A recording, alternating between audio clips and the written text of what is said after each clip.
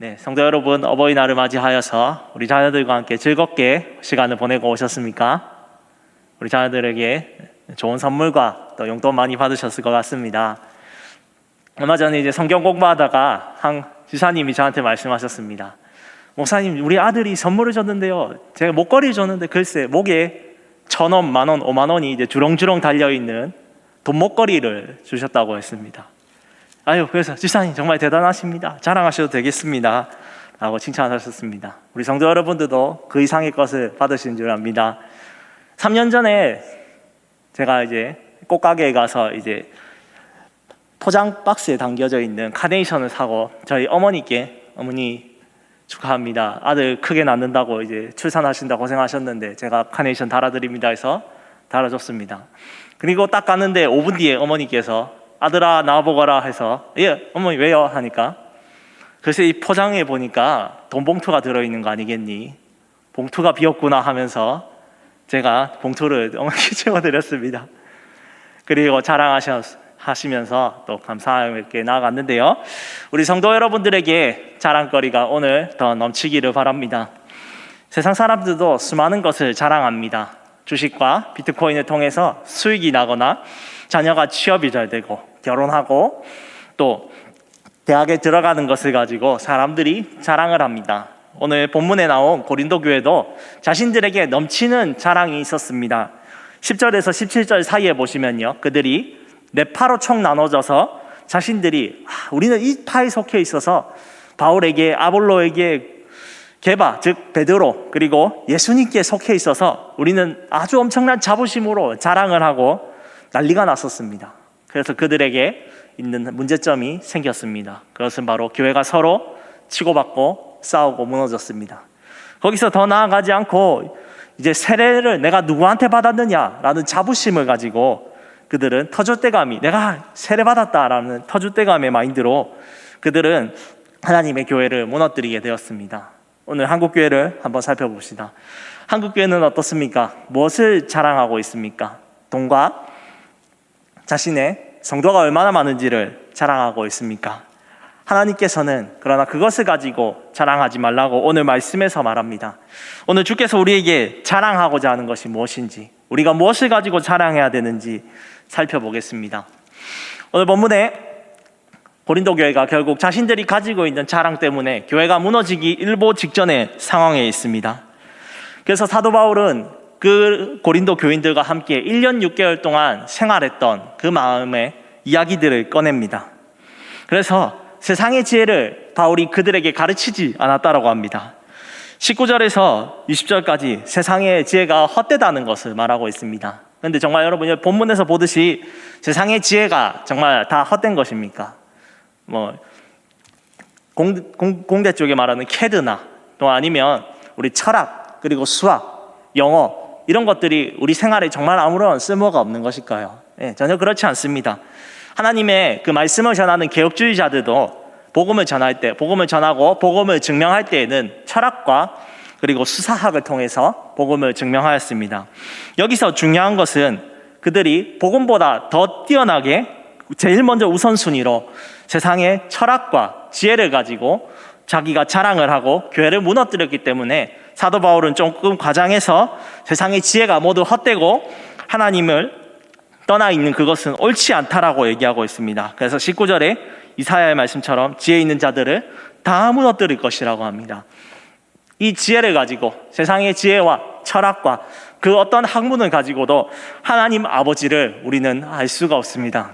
죄가 무엇인지도 알 수가 없습니다. 심지어 율법과 그리고 세상의 철학을 가지고 죄에 대해서 혹시 알 수 있을지 모릅니다. 하지만 그것을 가지고 어떻게 하나님을 알고 그분 앞에 용서를 구하는지 도저히 알 수가 없습니다. 그래서 이 고린도 교인들 가운데에는 유대인들이 있었고 또 헬라인들이 있었습니다. 유대인들의 대표 주자는 브리스길라와 아굴라 부부 같은 분들이 있었고요. 또 그 외에 고린도 지역에 살아가는 토착민들, 헬라인들이 함께 살아가고 있었습니다. 이들이 평소 추구하는 것들이 두 가지 있는데요. 22절에 한번 보겠습니다. 유대인은 표적을 구하고, 표적은 무엇입니까? 하나님께서 특별히 이 기적을 통해서 사인으로서 어떤 대상과 메시지를 가리키는 그 기적을 표적이라고 합니다. 유대인들은 하나님께, 예수님께 늘 언제나 표적을 구했습니다. 배고파 죽겠습니다라고 할 때 하나님께서는 과거 구약 시대에 어떻게 하셨습니까?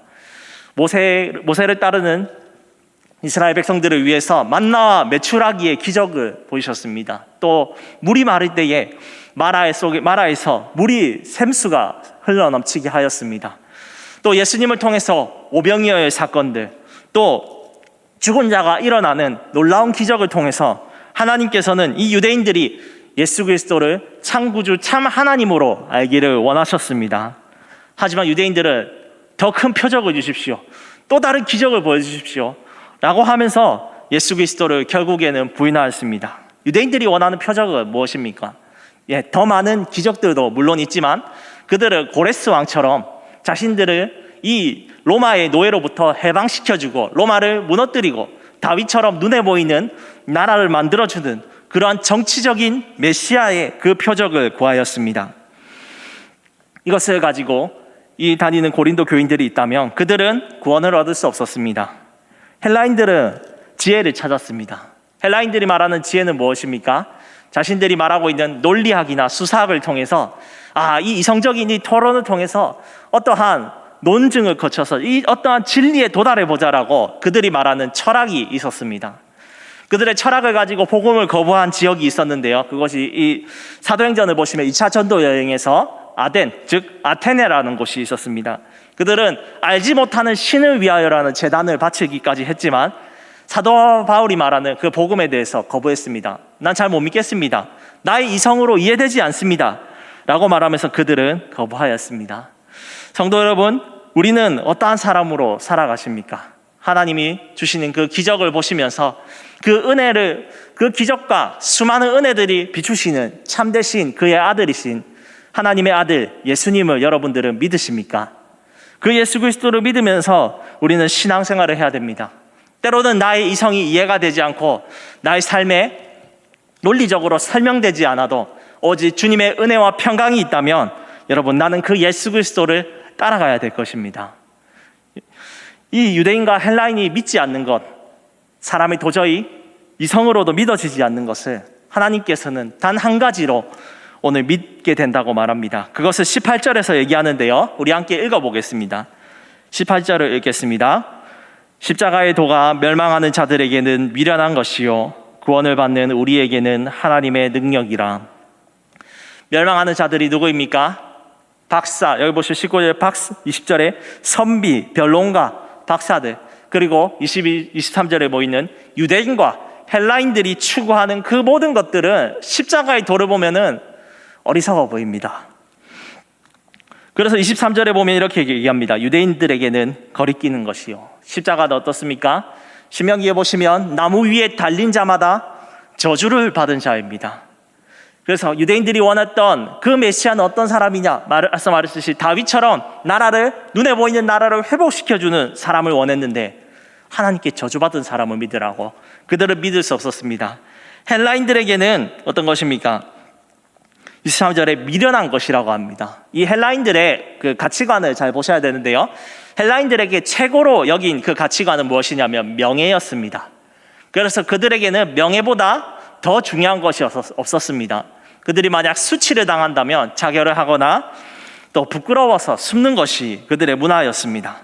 그런데 이 십자가는 노예와 살인범들이 당하는 최악의 형벌이었습니다. 그 최악의 형벌, 이 유대인과 헬라인들 그리고 수많은 박학다식한 사람들이 볼 때에 이 십자가는 도저히 믿어지지 않는 것이었습니다. 그런데 하나님은 이러한 자들을 향하여 멸망하는 자들이라고 합니다. 그리고 미련한 것이라고 합니다. 고린도 교인들이 자신들이 알고 있는 그 논리를 따라서 이 설교자, 바울이 괜찮네, 아볼로가 괜찮네, 베드로가 괜찮네, 그리스도, 예수님의 교훈이 최고야 하면서 그들이 각자 설교 스타일이 다르고 또 말하는 어투는 다르지만 그들은 단 한 가지만을 얘기합니다. 무엇을 얘기합니까? 십자가의 도를 얘기하는데 그들은 설교 스타일과 내가 이 사람이 좋고 저 사람을 싫어요 하면서 교회가 갈라지는 멸망하는 자들의 행동을 하였기 때문에 바울은 그것을 버리라고 합니다. 전하는 자들이 어떻든지 그 전하는 자들의 메시지의 중심은 무엇입니까? 바로 오늘 18절에 십자가의 도입니다. 십자가의 도는 무엇입니까? 십자가의 도는 17절을 보시면 말해 지혜로 하지 아니함은 부분에서 상충되는 대조가 되는 말입니다. 즉 십자가의 도에서 여기 도는 로고스, 말씀이라고 할 수 있습니다. 십자가의 말씀은 무엇입니까? 즉 복음입니다. 이 고린도 교인들에게 이 항구 도시로 음란하고 어둡고 헬라 철학 가운데에서 하나님을 모르고 살아가는 저 야만스러운 저 이방인들 가운데에 하나님의 복음이 만세전부터 그들을 부르셨습니다. 그리고 오늘 우리 수정교회 우리들에게 하나님께서 부르셨습니다.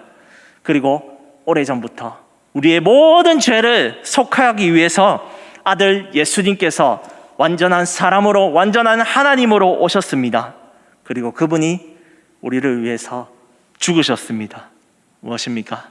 피 흘림이 없이는 대속함이 없기 때문에 그분이 우리를 위하여 죽으셨습니다. 그리고 3일 만에 다시 살아나셨습니다.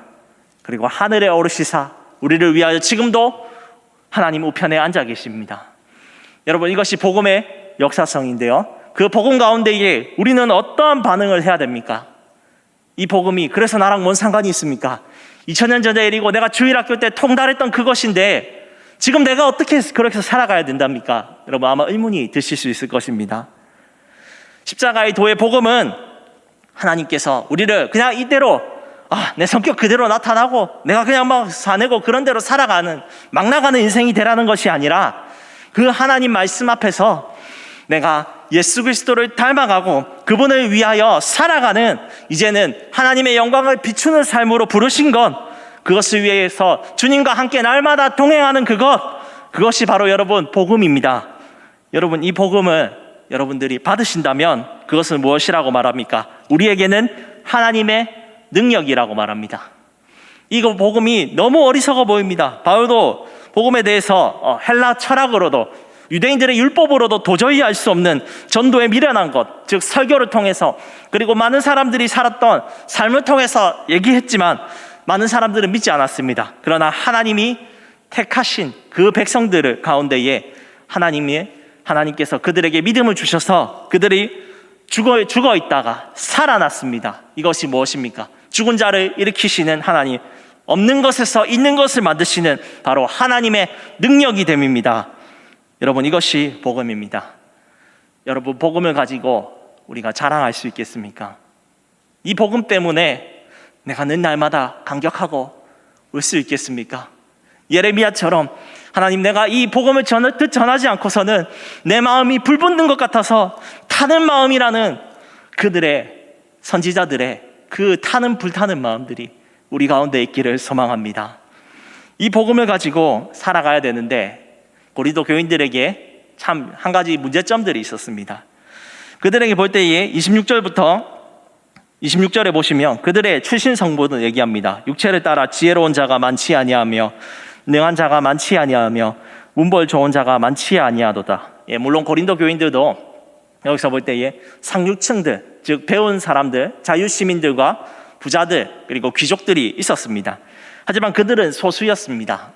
대부분의 사람들은 배운 것이 없고 하루하루 먹을 끼니가 없어서 하루하루 일거리를 찾아다니는 노동자들, 노예들이었습니다. 그래서 그들은 생각했을 것입니다. 내가 무슨 하나님의 일을 할까? 그래, 내가 복음은 들어서 알겠는데 나는 사회에서 아무런 영향력도 없고 하루하루 먹고 살기를 위해서 살아가는 자들인데 내가 무엇을 할까? 라고 그들이 고민했습니다. 우리도 또한 그런 생각하지 않으셨습니까? 내가 주님을 위해서 11조도 더 많이 드리고 싶고 또 주님을 위해서 많은 것을 봉사하고 싶은데 나는 참 일해야 되고 가진 것이 없고 하나님 정말 죄송합니다라고 생각하지 않으셨습니까? 하나님께서는 그런데 그런 것을 받지 않으십니다. 무엇을 받으십니까? 약하지만 하나님의 복음의 말씀을 듣고 그 마음이 주님을 위해 살겠다고 결단하는 자들에게 하나님은 역사하시는데요, 우리 27절을 한번 읽어보겠습니다. 함께 27절을 읽겠습니다. 그러나 하나님께서는 세상에 미련한 것들을 택하사 지혜 있는 자들을 부끄럽게 하려 하시고 세상에 약한 것들을 택하사 강한 것들을 부끄럽게 하려 하시며, 하나님께서는 작은 자를 택하여 천을 이루시며 적은 자를 통하여서 강국을 이루어 가실 것입니다. 예수님은 자신의 증인으로서 누구를 부르셨습니까? 저 위에 바리새인들과 서기관들 부르시지 않으셨습니다. 이름도 들어보지 못한 저 촌뜨기 어부들, 그리고 당신을 따라다녔던 500명의 제자들에게 보이시면서 나의 증인이 되라라고 하셨습니다. 이것은 그가 사회적 지위가 높고 낮고 아무런 상관이 없이 하나님이 택하시고 복음을 듣고 반응한 자들은 하나님께서 사용하실 것이라는 놀라운 소식입니다. 얼마나 놀라운 이야기입니까? 우리가 국회의원이 되든지 대통령이 되면 하나님께 영광을 돌릴 것 같은데, 하나님은 그거 이전에 내가 지금 이곳에서 어떤 모습이든지 나의 있는 모습 그대로 사용하셔서 당신의 영광을 비추겠다고 약속하셨습니다. 10년 전이었습니다. 어떤 할머니 집사님께서 세상을 떠나실 때에 목사님께 말씀드렸습니다. 목사님, 제가 주님을 위해서 조금 더 젊었다면 많은 것을 일하고 싶었습니다. 그런데 한평생 손녀 돌본다고 교회일도 많이 못하고 11조도 많이 드리고 싶었는데 이제 못 드리고 하나님의 얼굴 뵙기가 너무 죄송합니다 라고 할 때 목사님 말씀하셨습니다. 집사님, 아니에요. 하나님께서 집사님의 이 삶 가운데 눈물로 사시고 주님을 위해 힘쓰신 그 고난의 삶을 통하여서 하나님이 기쁘게 받으셨습니다 라고 얘기할 때에 지사님이 활짝 웃으시면서 예수님 감사합니다 라고 소천하신 것이 떠오릅니다. 그리고 우리 교회 많은 성도들이 우리 집사님의 아름다운 신앙의 고백을 듣고 많은 눈물과 은혜를 받았습니다. 성도 여러분, 하나님께서 우리를 강한 용사들로 부르셨음을 믿습니까? 기도원의 300명처럼 아무런 볼거리가 없고 아무런 내세울 것이 없어도 상관없습니다. 우리 마음 가운데에 그 어떤 것보다 비싼 하나님의 복음을 듣고 반응한 자들이기 때문에 하나님이 우리를 사용하시는 것입니다. 그 사용하실 때에 우리를 그냥 이대로 두진 않으십니다. 또 강하게 하시는데요, 30절에 보시면 이렇게 말합니다. 너희는 하나님으로부터 나와서 그리스도 예수 안에 있고, 우리는 하나님께로부터 난 사람들입니다. 즉 하나님이 만세전부터 너는 내 것이다 하고 택하시고 부르셨습니다. 그리고 하나님과 영원토록 교제하셨던 예수님께서 우리와 함께 교제하십니다. 그 교제하시면서 우리는 무엇을 알 수 있습니까? 지혜와 의로움과 거룩함과 구원함이 되셨습니다. 이것은 예레미야 9장 24절을 사도 바울께서 인용하셨는데요, 하나님께서 나를 명철하게, 예수 안에 있다면 나를 명철하게 만드십니다. 그리고 예수 안에 있으면서 예수 그리스도를 통해 하나님 아버지를 보면서 그분의 따뜻함을 알게 됩니다. 그리고 하나님의 공의로우심 가운데에서 나라와 세계가 엉망이고 악인이 잘 되는 것 같다 할지라도 주님께서 결국은 온 세상 마지막 날에 심판하실 것을 믿는 것 가운데에서 그는 하나님의 놀라운 그 교제 속에서 그 하나님의 완전하신 뜻을 알게 될 것입니다. 제가 태국에 함께 단기 선교회 갔을 때에 망고를 먹어봤습니다. 얼린 망고가 아니라 진짜 망고를 먹었는데 입에서 아주 살살 녹았습니다. 스테이크보다 더 맛있었습니다. 그런데 한국에서 망고가 있다 해서 얼린 망고 먹었는데 그 맛이 아니었습니다. 진짜 맛있는 것, 그것을 안다면 얼린 망고든지 망고 아이스크림이든지 좋아하지 않습니다. 진짜 망고를 사랑하고 그것을 자랑하게 됩니다. 고린도 성도들이 이제 이 하나님 안에서 자라나는 기쁨, 하나님의 뜻을 발견하고 복음 안에 살아가는 것을 알 때에 무엇이라 말합니까? 우리 31절을 함께 읽겠습니다. 기록된 바 자랑하는 자는 주 안에서 자랑하라 함과 같게 하려 함이라. 자랑하는 자는 주 안에서, 오늘 목사님께서 오전에 설교에 말씀하셨듯이 하나님이 뜻하신 그 뜻 안에서 자랑하라고 말합니다. 내가 이 정도인데, 내가 교회 안에서 이 정도인데, 나는 바울파인데, 아볼로파인데, 나는 이 교회 안에서 대접을 받아야겠는데 라고 그렇게 말하는 것이 아니라 하나님 안에서 겸손하고 복음만으로 충분하다고 얘기할 수 있는 사람, 여러분 그 사람이 많기를 사도 바울은 이 본문에서 얘기하고 있습니다.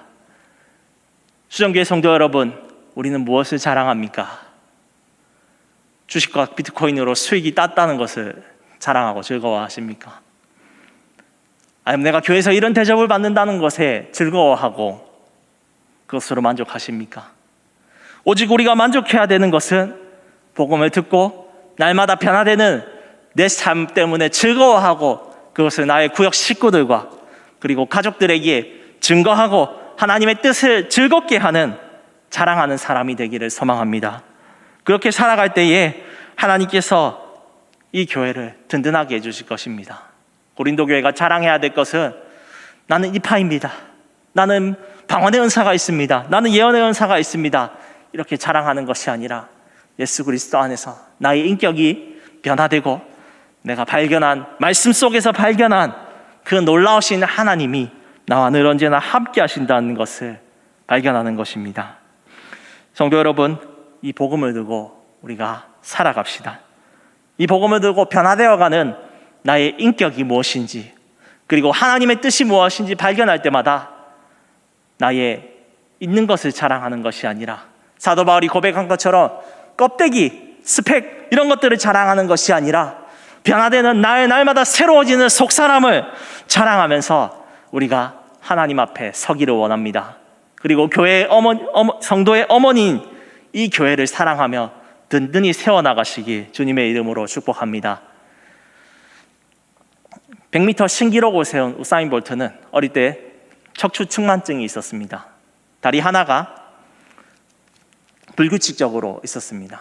이것 때문에 등을 늘 언제나 단련시키고 했지만 그의 척추 측만이 잘 낫지 않았습니다. 그럼에도 그가 등 근육을 키우면서 열심히 100m 달리기를 했을 때에 오히려 척추 측만증으로 균형이 맞지 않는 다리가 그를 100m 9.5초대의 사나이로 만들게 되었습니다. 그리고 그는 그의 약한 것을 자랑합니다. 성도 여러분, 우리에게 있는 하나님의 놀라운 복음의 이야기, 그것은 2000년 전의 이야기가 아니라 지금 오늘 나에게 시작된 놀라운 역사의 이야기이심을 믿으시기 바랍니다. 그것을 통하여 우리는 하나님의 말씀을 날마다 사모하시기 원합니다. 설교할 스타일은 다 다르지만 오직 한 가지, 예수 그리스도 안에 우리가 변화되고 하나님 나라가 선포되는 그 복음을 듣고 우리는 기뻐하면서 우리의 인격이 변화되고 그것을 자랑하고 우리의 교회들을 세워나갈 때에 하나님이 기뻐하시는 거룩한 그 나라가 될 줄 믿습니다. 한 주간도 이 복음을 들고 복음 안에 변화되는 나와 발견하는 그 하나님의 뜻을 자랑하는 우리가 되기를 소망합니다.